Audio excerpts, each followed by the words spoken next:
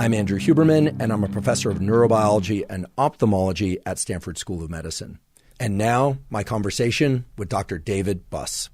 Well, David, delighted to be here. Excited to ask you a number of questions about these super interesting topics about how people select mates. Just to start off, perhaps you could just orient us a little bit about mate choice. You know, some of the primary criteria that studies show men and women use in order to select mates, transient mates as well as lifetime mates. Right. Well, that's a critical distinction because what people look for in a long-term committed mateship, like a marriage partner or a long-term romantic relationship, is different from what people look for in a hookup or casual sex. So that's actually critical. I wonder if we could maybe just back up a second and just talk a little bit about the theoretical framework for understanding mate choice. Sure. It basically stems from Darwin's theory of sexual selection. Darwin noticed that there were phenomena that couldn't be explained by this so-called survival selection. So he came up with the theory of sexual selection,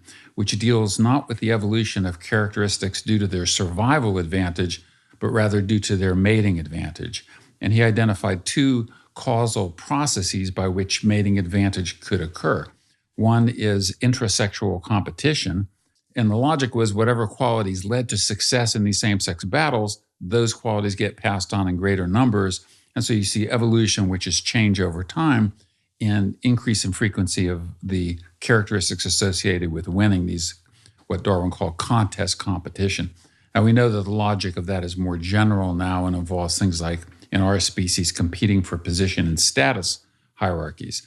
But the second, most relevant to your question, about mate choice is preferential mate choice. That was the second causal pathway. And the logic there is that if members of one sex agree with one another about the qualities that are desired, then those of the opposite sex who possess the desired qualities or embody those desired qualities, they have a mating advantage. Those lacking desired qualities get banished, shunned, ignored, or in the modern environment become incels. The logic there is very simple, but also very powerful. And that is that whatever qualities are desired, consensually desired, if there's some heritable basis to those, then those increase in frequency over time. And in the human case, these two causal processes of sexual selection are related to each other in that the mate preferences of one sex basically set the ground rules for competition in the opposite sex. So if, for example, hypothetically, women preferred to mate with men who were able and willing to devote resources to them, then that would create competition among men to claw their way, and beat out other men in resource acquisition and then displaying their willingness to commit that to a particular woman. So that's sort of a little bit of theoretical backdrop. So you asked, well, what are the qualities that men and women desire? And maybe we'll start with long-term mating and then shift to short-term mating. The most large-scale study that's been done on this is a study that I did a while back of 37 different cultures. And it's now been replicated by other researchers. But basically what we found is three clusters of things. We found qualities that both men and women wanted in a long-term mate. We found some qualities that were sex differentiated, where women preferred them more than men or men preferred them more than women.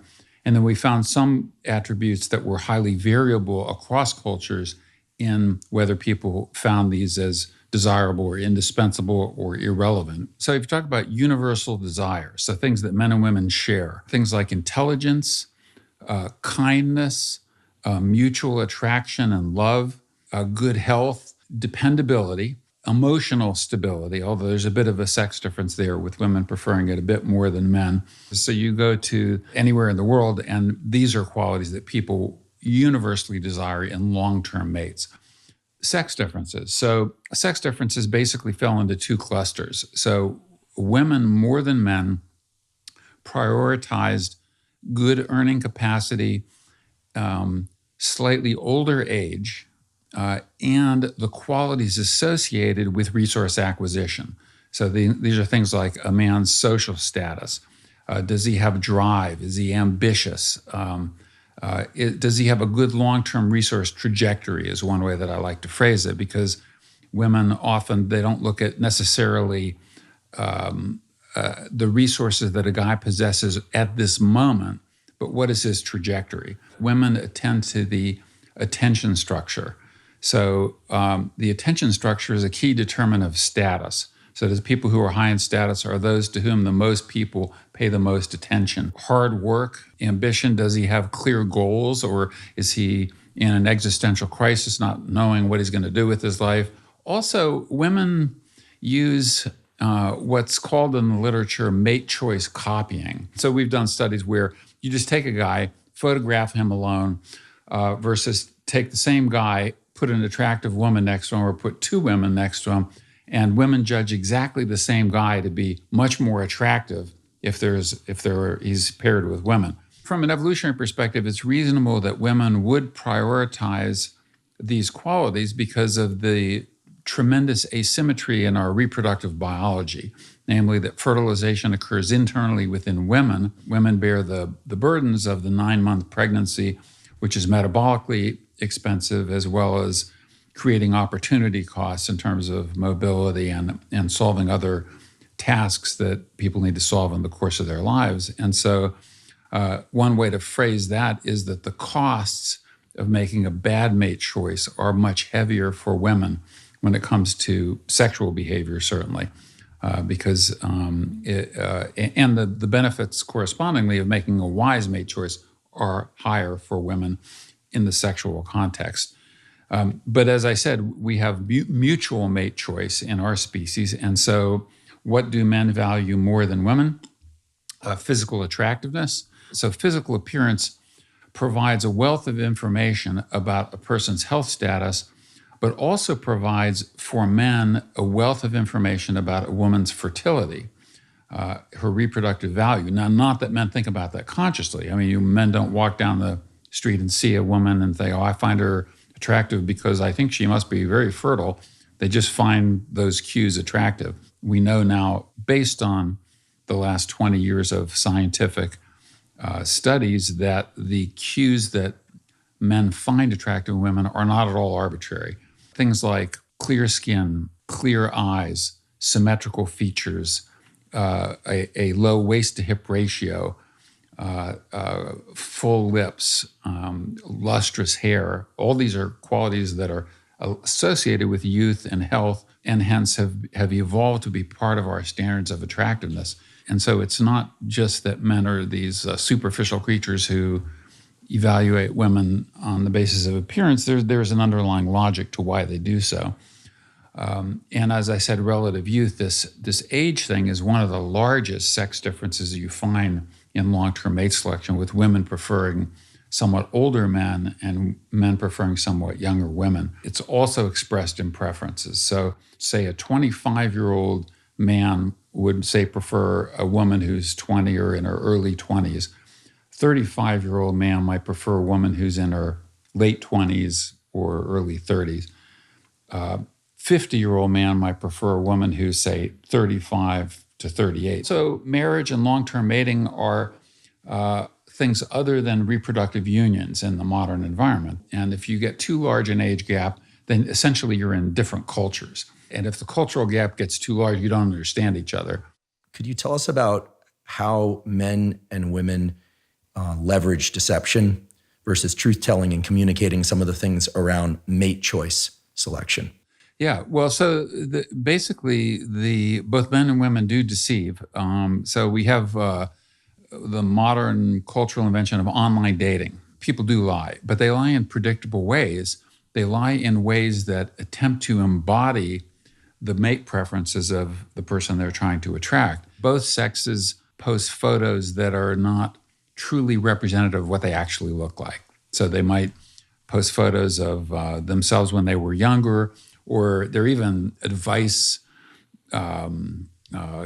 tips on how to create the best selfie of the best angle that will maximally, enhance what you look like. What happens with internet dating is that the photograph tends to overwhelm all the other cues, and all the other cues are written statements. And we weren't really evolved to process written statements, but we were evolved to respond to physical cues. And men tend to attend to the visual cues much more than women. So women in their mate selection, they have olfactory cues. So what does the guy sound like? His vocal qualities. That's auditory cues. But olfactory cues, what does he smell like? If the guy doesn't smell right, even if he embodies all the other qualities women want, that's a deal breaker.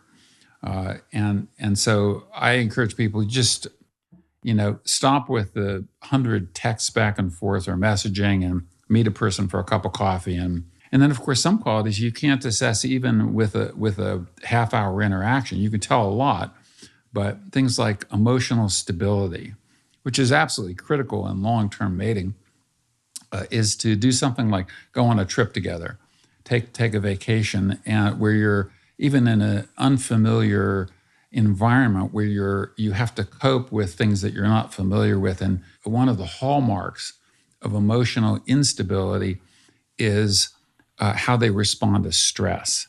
And so this is the sort of information you can't get on a coffee date. You can only get by assessing it over time. So one form of deception, which we haven't mentioned, is deception about whether you're interested in a long-term committed relationship or a short-term hookup. The overt display that, hey, I'm interested in just a short-term hookup, I'm interested in sex, so I want to have sex right now, let's just go back to my apartment. These are very ineffective tactics. So we find in our studies of deception that men tend to exaggerate how similar they are and how aligned they are in their values and religious orientations and political values and so forth. And I think that's probably an evolutionarily recurrent form of deception that women have defenses against. We talked a little bit about mate choice, but in terms of sexual partner choice, are there any good studies exploring what people are selecting for? We know something about how the preferences for a sex partner differ from preference for a long-term mate.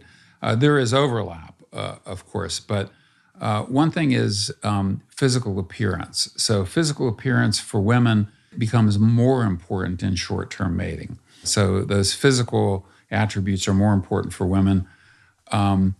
They remain important for men, physical appearance, in short-term mating, but with the footnote that men are willing to drop their standards in short-term mating if it's low commitment, low risk, just sex, without entangling commitments. Women are more likely to prioritize what I call bad boy qualities, guys who are a little arrogant, guys who are risk-taking. Women are more attracted to those guys in short-term mating than long-term mating, whereas in long-term mating, they go more for the good dad qualities. Is this guy dependable? Is he going to be a good father to my children? In short-term mating, women use that mate copying heuristic, that is, if there are thousands of other women who find him attractive, women find him attractive.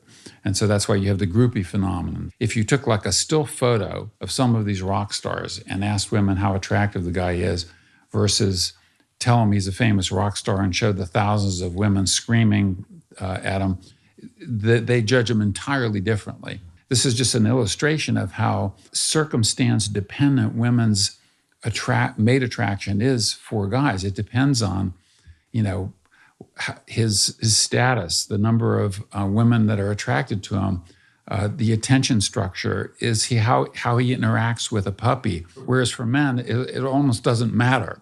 Context is more irrelevant. They're honing in on the specific psychophysical cues that the woman is displaying, and context be damned.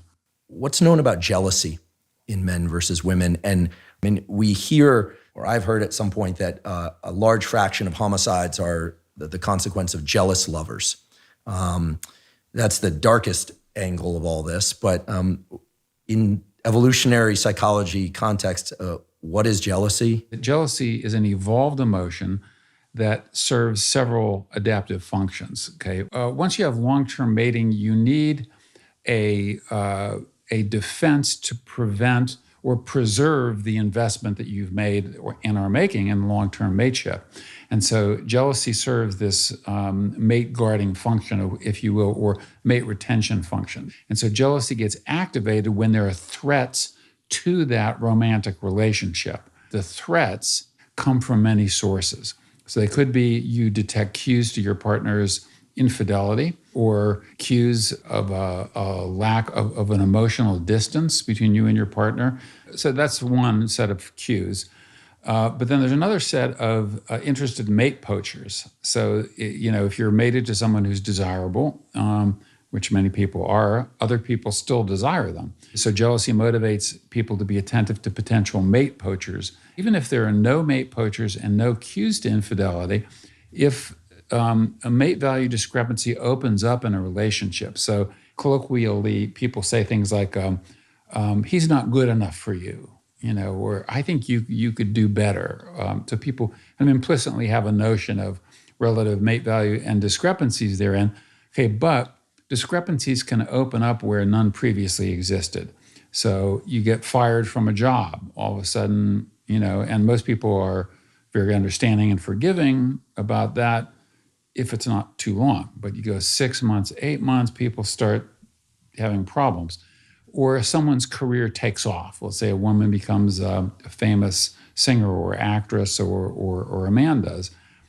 Career takes off. All of a sudden, there's a mate value discrepancy where you have access to a larger pool of potential mates and higher mate value potential mates. So people are attentive to mate value discrepancies. And so jealousy can get activated even if there are no immediate threats to a relationship, but that the mate value discrepancy is a threat that looms on the horizon of the relationship, because we know statistically the higher mate value person is more likely to have an affair and is more likely to dump the other person and trade up in the mating market.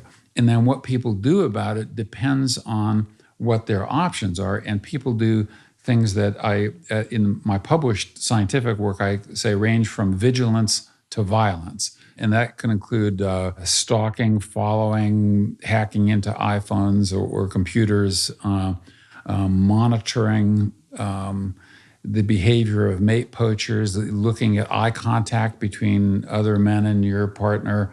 There's a whole suite of things that is involved in vigilance. And then at the other extreme is violence. In America, something like 28 to 30% of all people who are married will experience intimate partner violence in their relationship. So it's not a trivial percentage. Could you tell us about the dark triad? Yeah, so the dark triad, so we've been talking about sex differences on average, but there are critical within sex individual differences. And the dark triad is one of the most important ones.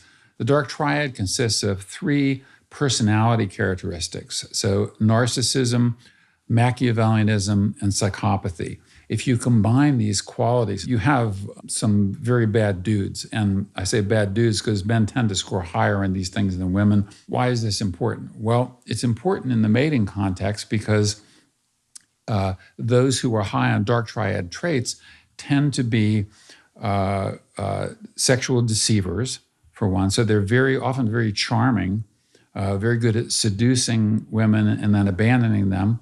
They're very good at the art of seduction.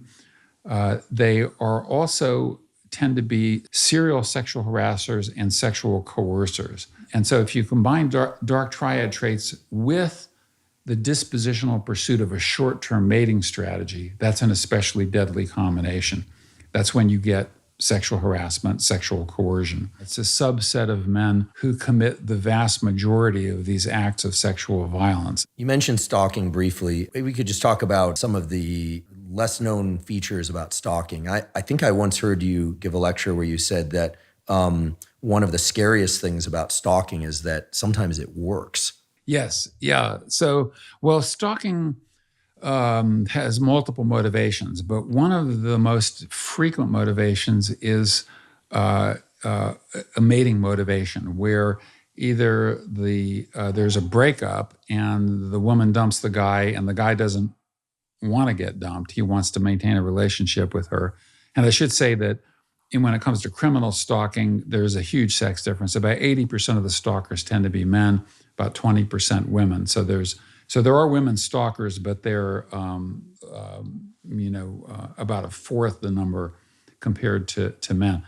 So the motivation of the guys tends to be either an attempt to get back together with the woman, either sexually or in a relationship, or to interfere with her future mating prospects. And it works in some of the time in two senses. One is it does interfere with her attempts to remate. So in fact, it scares off some guys. So like you show up and to pick up a woman at her apartment for a date, and her ex is sitting out there glaring at you. And I think that the circumstances are often a mate value discrepancy where the guy realizes correctly that he will be unable to replace her with a mate of equivalent mate value, or in some cases, any mate. It's like, well, she was with me once, maybe I can get her back with me again.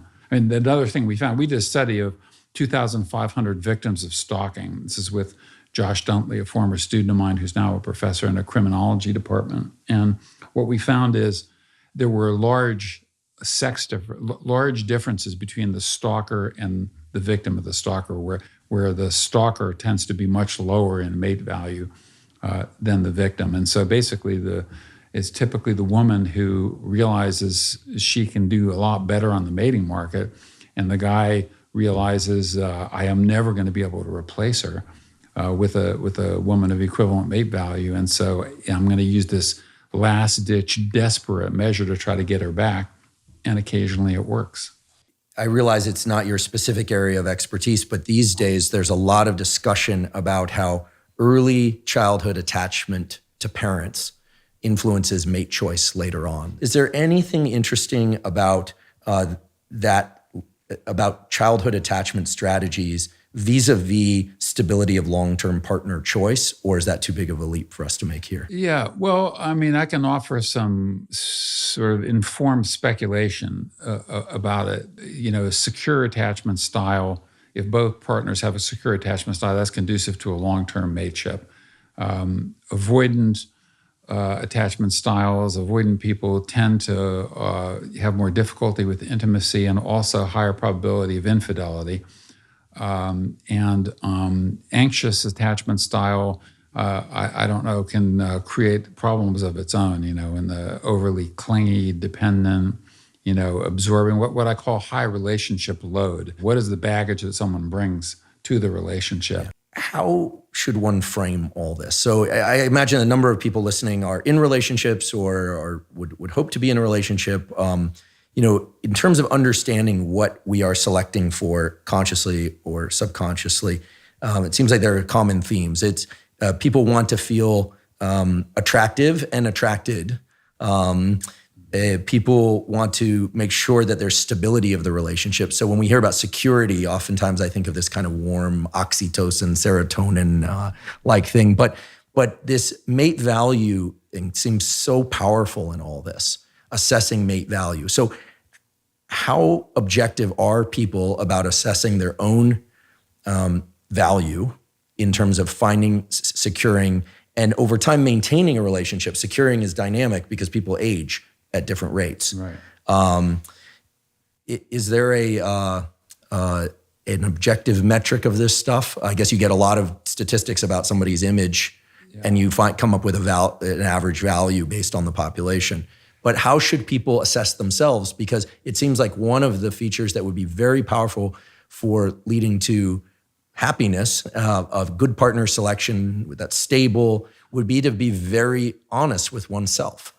And how does one do that? A couple things. So one is that I think people are generally pretty good at self-assessing mate value, and even self-esteem has been hypothesized to be one internal monitoring device that tracks mate value. So when we get a promotion at work or we get a rise in status, we feel an elevated sense of self-esteem. We get fired, we get rejected, we get ostracized, our self-esteem plummets.